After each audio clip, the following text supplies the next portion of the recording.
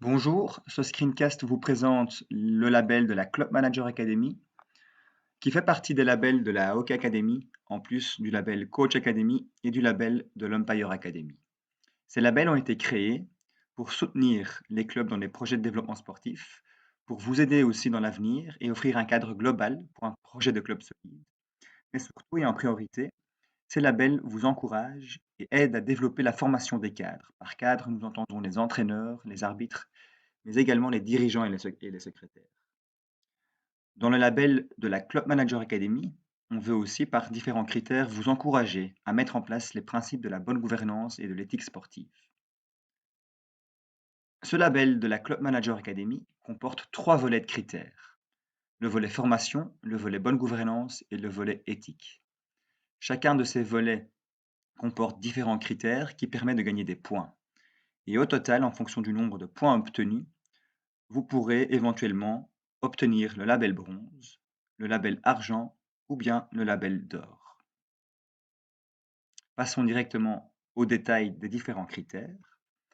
Pour le premier volet formation, il y a 40 points à gagner au total, répartis dans 2 différents critères. Le premier critère, c'est l'obtention du diplôme dirigeant de club sportif, une formation qui est délivrée par l'ISF. Ce diplôme doit être obtenu par au moins une personne qui est impliquée dans la gestion du club, au niveau du comité ou d'un des comités, ou bien votre secrétaire de club. Ce diplôme permet donc de gagner 30 points dans le label de la Club Manager Academy. C'est une formation très complète qui permet d'acquérir toutes les compétences nécessaires à la gestion d'une ASBL sportive ou d'un club sportif. Deuxième critère, ce sont les workshops de la Club Manager Academy qui sont organisés plusieurs fois par an par la LFH. Chaque saison, nous vous proposons plusieurs formations sous forme de webinaires ou bien de séminaires lors des Hockey Academy Day. La participation de votre club à ces différentes formations permet de gagner des points, jusqu'à 10 points en total, et on va calculer une proportion, un taux de présence à ces différentes formations. Deuxième volet de critères, le volet bonne gouvernance, réparti en 3 critères. Le premier critère, c'est la réalisation du Club Management Assessment. C'est un outil de management et d'auto-évaluation de votre gestion en interne. C'est une grille de compétences à remplir.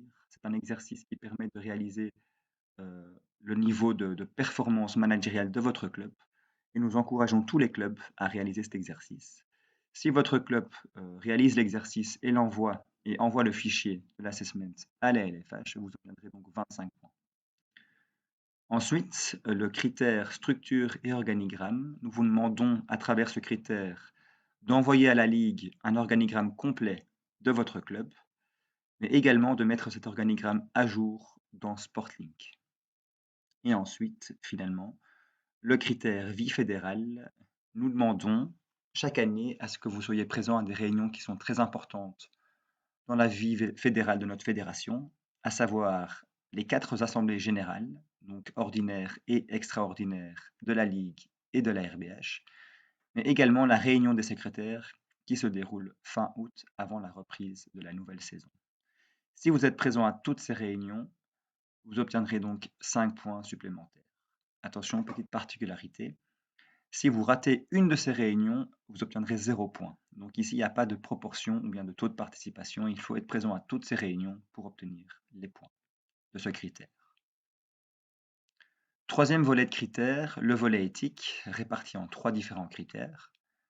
Le premier critère qui permet de gagner 10 points, c'est la présence ou non, enfin l'existence ou non, d'un comité d'éthique ou bien d'un référent éthique.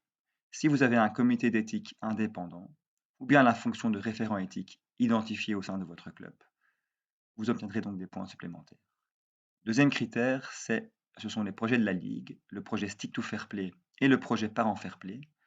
Si vous participez à ces projets, vous pouvez obtenir jusqu'à 10 points. Pour le projet Stick to Fair Play, il faut accueillir au moins une fois sur la saison la mascotte sportive Fair Play de la Ligue. Elle est disponible gratuitement sous demande à la Ligue. Et pour le projet Parent Fair Play, il faut y participer activement, donc à savoir avoir plusieurs parents fair play actifs au bord de vos terrains tous les week-ends afin de remplir ce critère. Et alors, troisième critère, ce sont les projets éthiques divers que vous développez au sein de vos clubs. De nombreux clubs développent des projets en interne ou bien s'associent à d'autres associations pour développer des projets sociaux ou éthiques. Je pense notamment par exemple aux sections de para-hockey, mais tout autre projet euh, social ou sociétal peut être présenté à la Ligue pour obtenir 5 points supplémentaires. Vous avez pu le constater, ils font donc nous envoyer une série d'informations afin que nous puissions vérifier les différents critères. Certains critères sont directement vérifiables par la Ligue elle-même grâce aux données que nous disposons, à savoir Sportlink, ou bien au taux de présence aux différentes formations ou aux assemblées générales. Pour les autres critères, il faut envoyer un dossier de club. Euh, Ici, nous reprenons toutes les preuves à nous envoyer, à savoir pour la formation dirigeant de club sportif, il faut envoyer une photo de la carte d'homologation du diplôme ISF qui est homologué par l'ADEPS. Pour le critère du Club Management Assessment, il suffit d'envoyer le fichier de l'assessment disponible sur le site de la Club Manager Academy, rempli par le club. Ensuite, il faut aussi envoyer donc l'organigramme complet à la Ligue. Pour le critère du comité d'éthique ou des référents éthiques, ici c'est un peu plus vaste, il faut envoyer toutes les preuves de l'existence de ce comité ou bien de la fonction de référent éthique, comme par exemple la composition du comité d'éthique, des règles concernant le fonctionnement, des jugements éventuels du comité d'éthique, des mails de convocation par exemple, ou des photos de réunion. Pour le projet Stick to Fair Play ou Parent Fair Play, le club, pour le critère Stick to Fair Play, peut envoyer des photos de la visite de sportifs au sein du club. Et pour le Parent Fair Play, pareil, des photos sont les bienvenues. Mais nous pouvons aussi également vérifier ce critère-là en interne avec les preuves dont nous disposons. Pardon. Et finalement, le projet éthique, enfin les critères des projets éthiques variés, il faut également envoyer toute une série de preuves qui permettent de prouver que vous avez développé en interne des projets sociétaux au sein de votre club. Les premiers labels seront distribués à l'Assemblée générale du mois de juin. Il faut donc envoyer un dossier de club. Ce dossier doit être renvoyé à la Ligue pour le dimanche 22 mai à minuit au plus tard. Attention, veillez donc également à bien garder vos données Sportlink à jour via votre compte Sportlink Club. Ce dossier club est envoyé à l'adresse mail ci-dessous, à mon adresse mail, christophe.talon@hockey.be.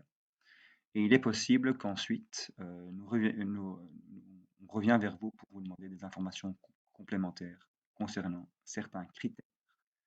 Je vous remercie et je vous souhaite bonne chance dans l'obtention de ce label Club Manager Academy. Merci beaucoup.